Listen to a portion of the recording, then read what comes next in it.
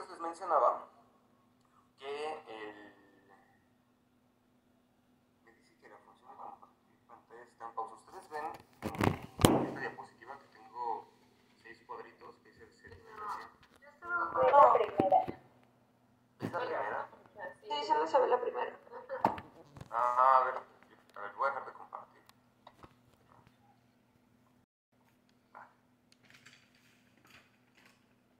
Entonces les mencionaba que a partir de una roca, cuando esta se degrada, vamos a ver por qué, se hacen en pedacitos más pequeños. A estos pedacitos más pequeños se les llaman clastos. Y cuando estos clastos están acumulados, se unen así, pues hay muchos, se les llama sedimentos. Entonces, los sedimentos se transportan por viento, por agua, por la misma gravedad y se acumulan en un lugar. Ya que se acumularon en un lugar, puede que se compacten y además de que se compacten, es decir, que por el peso de unos con otros, se litifiquen, es decir, se vuelvan rocas. Y ya que se volvieron rocas, pues ya tenemos una capa de rocas, pues la actividad de la sedimentación, que es este proceso, donde hay primero una erosión, una degradación de la roca, que se le llama intemperismo, y después todo ese sedimento se transporta y se acumula o se deposita en otro lugar. Igual se puede compactar, se litifica y ya tenemos otra capa, es decir, otro estrato, y así continuamente, como si hiciéramos un pastel, más o menos. Entonces, lo que sucede es que pasan muchos años y lo que observamos son cosas así como lo que vemos en este dibujo. Les he mencionado muchas veces bueno, no muchos, pero que se fijen cuando salgan ustedes a carretera o de cuando salían a carretera.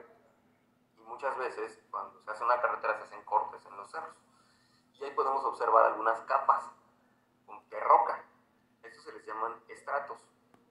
Y estos estratos, a final de cuentas, son evidencias de que algo sucedió en ese lugar. Que pues, pueden suceder muchísimas cosas, pero puede ser una acumulación de sedimentos, puede ser inclusive un pseudoestrato si es por actividad volcánica, es decir, que cayeran cenizas volcánicas, por ejemplo, ¿no? Y lo padre de esto es que con la estratigrafía lo que podemos hacer es correlacionar lugares que están separados geográficamente y a mucha distancia. ¿Esto cómo lo hacemos? Bueno, vamos a verlo aquí en esta clase. Una correlación en este caso es una similitud, y la similitud entre las rocas es a partir de la litología, es decir, del tipo de roca del que esté compuesto nuestro estrato, de la posición estratigráfica, simplemente es si está arriba de otro similar, abajo, etc. Vamos a ver, y el registro fósil. ¿Por qué? Pues porque con el registro fósil puedes determinar de cierta manera a qué periodo, a qué época perteneció tu estrato, ¿no? Porque sabemos que muchos de los fósiles de los animales o plantas ya extintas, pues habitaron en la Tierra en cierto periodo, ¿no? Entonces, ya cuando sabemos en qué periodo vivió, hace cuántos millones de años o cuántos miles de años vivió ese animal, esa planta, ese organismo, pues entonces podemos ubicar a nuestro estrato en una escala temporal. Ahora, la estratigrafía la dividimos en dos. Puede hacerse por bioestratigrafía o litoestratigrafía. Las diferencias es que una utiliza principalmente a los fósiles y la otra principalmente a la composición de las rocas. Pero ahorita vamos a ver más a fondo. ¿Cómo hacemos la estratigrafía de manera general?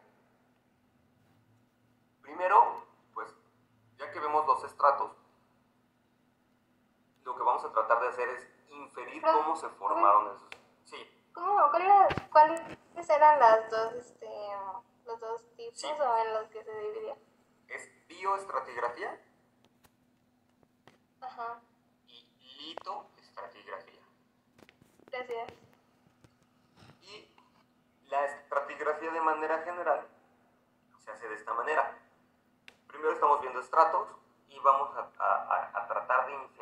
se formaron esos estratos.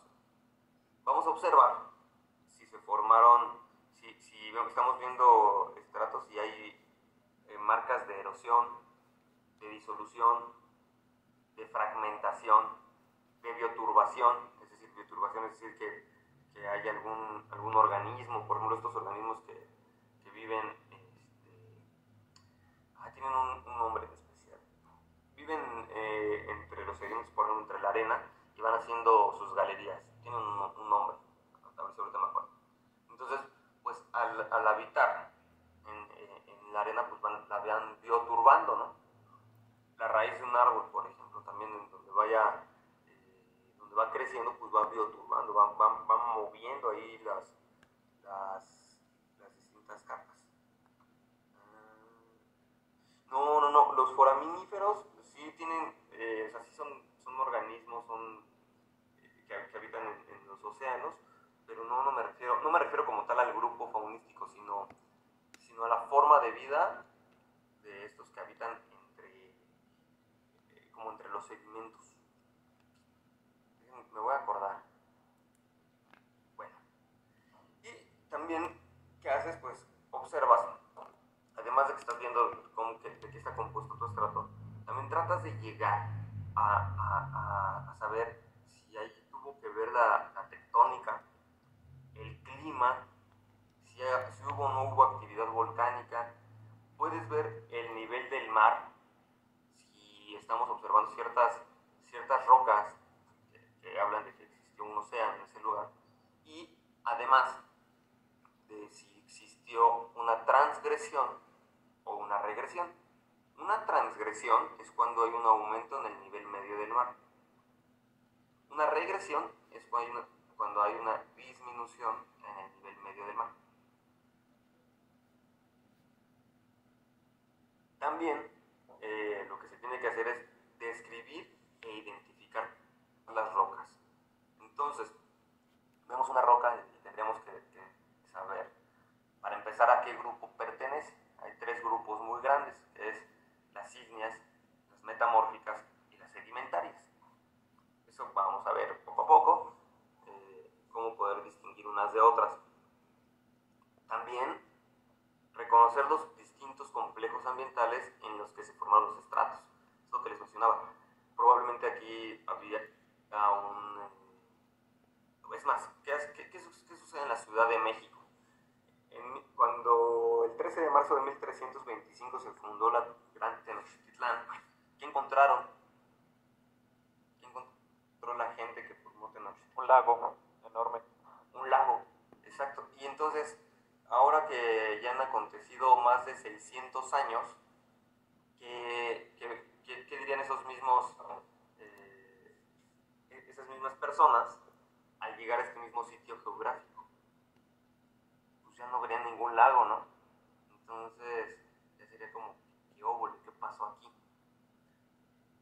Ese tipo de cuestiones es lo que vamos a ver.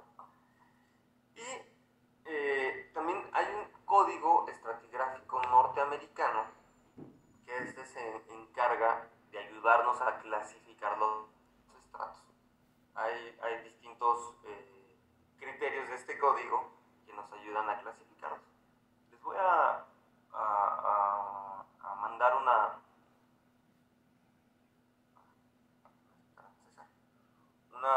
tabla con una tabla estratigráfica internacional que está bastante buena, porque además esta tabla nos ayuda a ubicar en el tiempo geológico y los distintos eventos, y además con su respectiva estratigrafía. Bueno, les mencionaba que entonces la estratigrafía se divide en dos, en litoestratigrafía y en bioestratigrafía. De manera muy general se las voy a mencionar. La unidad básica de la litoestratigrafía se le llama formación. ¿Y cuál es una de sus principales características? Es que la formación tiene que ser observable, o sea, la debe poder cartografiarla, es mapeable. La bioestratigrafía, su unidad básica es la biozona, y necesariamente tiene que ser cartografiable, es decir, no es necesariamente que sea tan grande. Y en la biozona vamos a utilizar también los fósiles. No necesariamente nos va a importar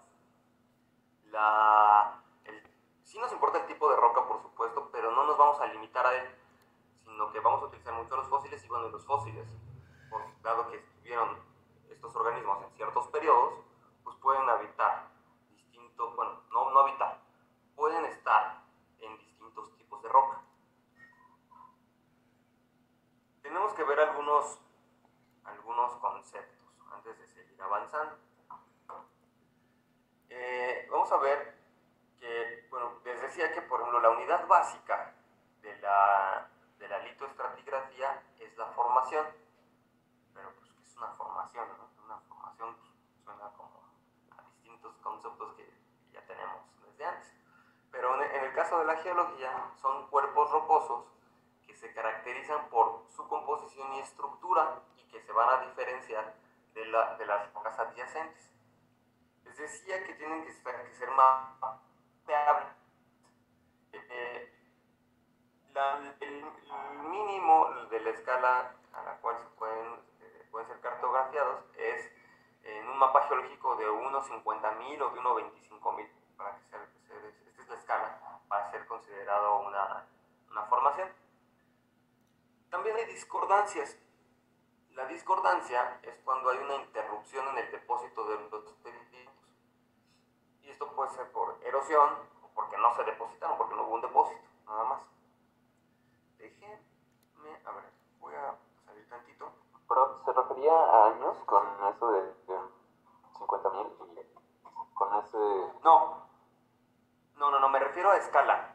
¿Ya vieron ustedes mapas? ¿No lo han visto todavía? Sí, bueno, vimos una introducción a cartografía. A cartografía, exacto, pero me parece que la siguiente clase es... Ajá. Y la siguiente clase ya van a ver el mapa topográfico y mapa geológico. Bueno, es importante que sepan que cuando hacemos un mapa, estamos haciendo una representación a escala de las cosas, ¿no? Entonces, imagínense, tengo aquí este vaso y voy a hacer una reproducción a escala 1 a 1, entonces tendría que tener un vaso del mismo tamaño. La escala es una proporción, 1 a 1. Si yo hago la escala 1 a 10, significa que voy a hacer entonces un vaso 10 veces más pequeño. Si hago una escala 1 a 10.000, va a ser un vaso 10.000 veces más pequeño. ¿Qué se hace en la cartografía? Pues dado que no sería nada práctico tener un mapa de 1 a 1, pues como para qué lo estarías copiando, hacen los cartógrafos mapas a escalas.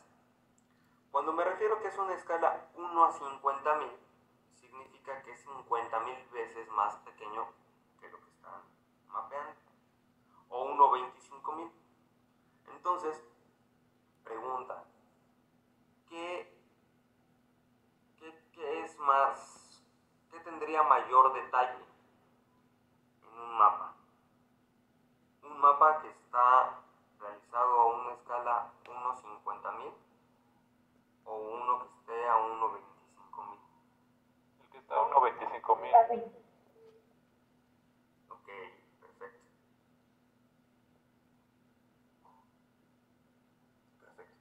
Entonces eso es, no es tiempo, es una escala de tamaño. ¿Va? Y, a ver, un segundito.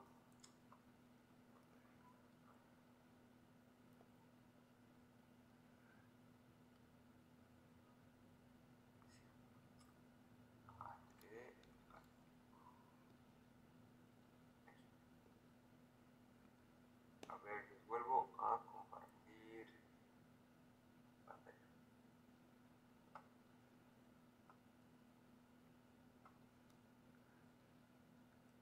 Ya la ven, ¿verdad? Sí. Ok.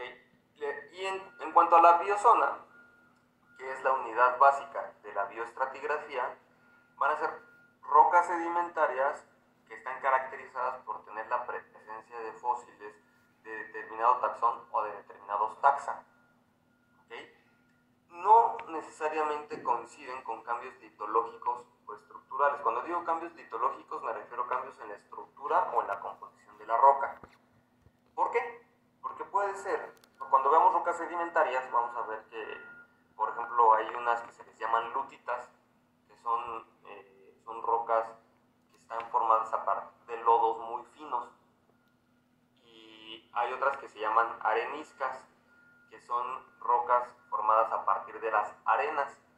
Si ustedes, de hecho va a estar padre que, o sea, todos ustedes jugaron de niños con lodo, ¿no? Con tierra y todo eso, me imagino, ¿o no? Y es más, la gran mayoría construyeron castillos de arena cuando iban a la playa o algo así.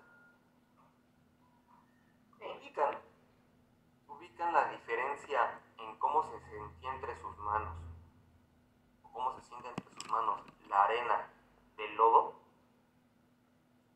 Sí. ¿Cuál es la diferencia? El lodo está como más aguadito y no se siente como tan, ¿cómo decirlo? Granuloso. Ok, no, sí, exacto. O sea, tú en la arena, ustedes en la arena pueden sentir los granos, ¿no? En el lodo no lo sienten necesariamente, se siente muy...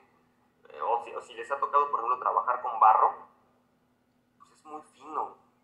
Sin embargo, si lo viéramos al microscopio, el barro seco, podríamos observar que también está compuesto por granitos, pero son mucho más chiquitos que la arena, son mucho más finos. Hay distintos tamaños de sedimento, lo vamos a ver, por una vez los adelanto. El más fino de todos es el tamaño de las arcillas. Luego sigue el tamaño de los limos. Estoy hablando de puros tamaños, ¿eh? No es composición, es tamaños. Arcillas, limos, arenas y gravas. Es más, han visto cuando la gente construye algo, utiliza por ejemplo grava y arena. La grava son estos pedazos ya más grandes de roca que se pueden ver. Entonces son desde los más grandes las gravas, luego siguen las arenas, luego los limos y luego las arcillas. Entonces, les mencionaba para este ejemplo de la biozona, puede ser que en un lago actual tengamos, en el fondo del lago tengamos estos lodos, ¿no? De limos y de arcillas. Y hacia las orillas tengamos arenas. Y resulta que hay un bicho, hay un animal, vamos a imaginarnos un ajolote, este tipo de salamandras, ¿no? Neoténicas que todavía pueden ser adultas sin llegar a la adultez morfológicamente. Entonces, ellos pueden estar tanto en el fondo del lago y de repente se pueden acercar un poquito hacia la orilla donde podemos encontrar arenas. Se mueren estos organismos, quedan sepultados en el lugar donde se murieron. Entonces unos van a quedar sepultados donde había arenas y otros van a quedar sepultados donde había lodos. Y pasan muchos años, hay un proceso que se le llama diagénesis. Pongan atención y si pueden, tomen nota, es de lo que les mencionaba, que no todo viene en las presentaciones. Que la diagénesis es la formación de rocas a partir de sedimentos. Okay. Se forman las rocas y yo, por ejemplo, podría distinguir ahí entre dos tipos de rocas. Las lutitas, que están formadas a partir de los lodos, y las areniscas. Si yo hiciera mi estudio litoestratigráfico, pues solamente me abocaría a decir, bueno, aquí hay una arenisca y aquí tenemos una lutita. Pero si hago bioestratigrafía y lo que voy a ver es la presencia de determinado taxón, en este caso de ambistomas, de este ajolote, entonces lo que yo estaría viendo es que el ajolote está tanto en la arenisca como en la lutita.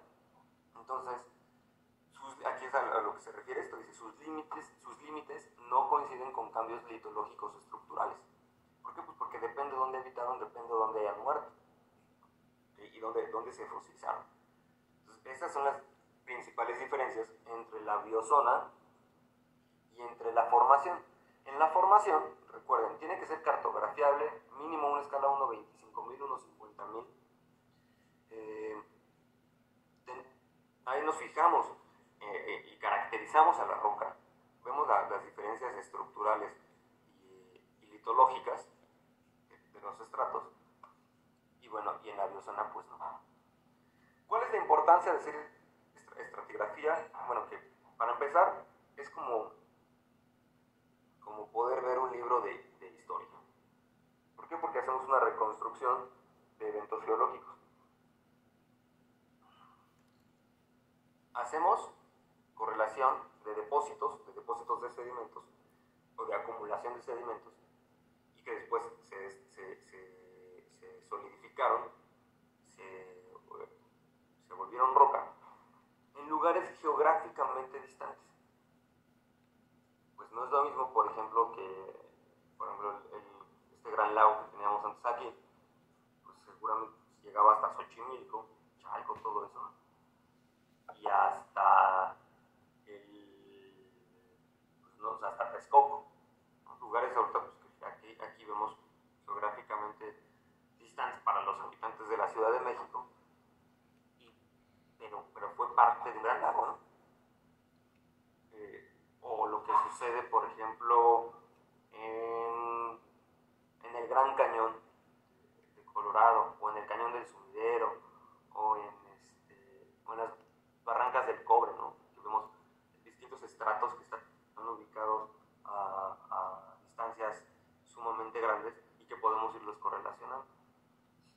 También, a partir de la estratigrafía, ya viendo desde una importancia menos académica, más económica, pues que se hacen prospecciones de sitios con materiales importantes, como puede ser el gas, como puede ser el petróleo, como pueden ser minerales de aprovechamiento, ¿no? Para todo esto, hacemos uso de un dibujo. Si bien decíamos que parte de la materia no es aprender a dibujar, es la realidad, pues no estamos en una asignatura de actividades artísticas. Sin embargo, es importante que lo sepan, que el dibujo es esencial para conocer muchísimos temas en la ciencia y para facilitarnos, es una herramienta que nos facilita el entendimiento de muchas cosas. En este caso, la columna estratigráfica es un dibujo, es una representación gráfica de cómo va variando en la vertical y en la horizontal los cuerpos rocosos. Va a tener, una de las importancias es que tiene también un carácter cronológico y va a reconstruir sedimentológicamente un sitio. Es decir, ya de entrada cuando les hablo de una columna, pues ya ustedes están imaginando en automático una columna, un rectángulo vertical. Así es. Y lo que hacemos es dividirlo de acuerdo a las variaciones que vayamos observando. Ahorita lo vamos a ver. Esto es una columna estratigráfica. Esto que vemos aquí del lado izquierdo es una columna estratigráfica. Y esto que tenemos del lado derecho es un afloramiento de rocas. Es decir, ustedes van a campo y ven un corte y ven este tipo de estratos. Así es como lo verían probablemente. Si se dan cuenta, tienen aquí puntitos, tienen rayitas, tienen como ondulaciones. Esto no es más que una representación gráfica también de la composición de las rocas, porque también de eso nos vamos a ayudar. Entonces, ¿qué es lo que vemos? ¿Y qué compone a una columna estratigráfica? Nosotros, en vez de hacer un dibujo como el que estamos viendo del lado derecho del afloramiento, hacemos una columna. Entonces, en la columna vamos metiendo datos. Entonces, por ejemplo, aquí vamos haciendo, metemos la naturaleza litológica del afloramiento. Por ejemplo, estos que se ven como ladrillitos, así se representa a las calizas. Entonces lo representamos, decimos, pues aquí había una caliza, más o menos tenía un metro de espesor, lo hago como escala, digo, voy a decir, un metro va a medir en mi dibujito 1 centímetro, y entonces va a ser ¿qué escala sería ahí? A ver, perdón que interrumpa. Si utilizo, si digo que 1 metro va a estar representado en 1 centímetro en columna estratigráfica, ¿qué escala estaría utilizando? 1 a 100. Exactamente, Jonathan. 1 a 100. Ah, bueno. Muy bien. Fue yo, pero. Ah, perdón, Emiliano, es que me salió que habló Jonathan. Perdón. Bueno, también si querías participar, Jonathan. Sí, pero es que me ganó. Pues a la que sigue participas. Exacto, entonces, ¿qué metemos? Bueno, metemos la naturaleza litológica, ¿no? ¿Qué tipo de roca es? Hay representaciones para el basalto, para las lutitas, para todo tipo de rocas hay una representación gráfica. También vemos, por ejemplo, aquí en este tipo de representación, que en la columna está dividida en dos, en esta parte, en esta, ¿cómo se dice? Está dividida en dos. Y aquí hay un concepto muy importante.